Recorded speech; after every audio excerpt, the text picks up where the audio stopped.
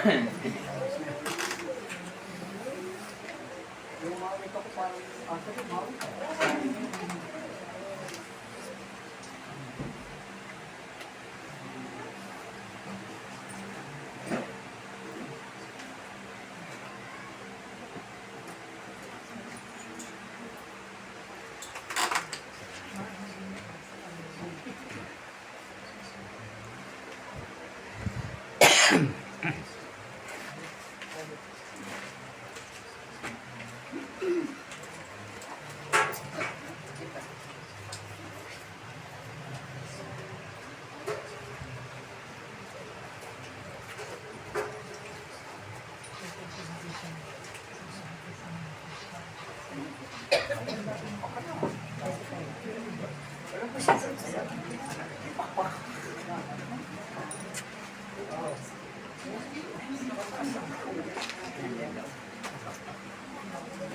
Ama ko, Diyos na ngayon sa lahat.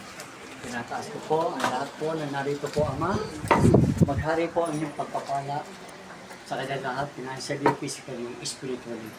Maghari po, Ama. Sa ngalan po ninyong Bukto ng anak ni Kristo ang aming Panginoon. Amen. Amen. Amen.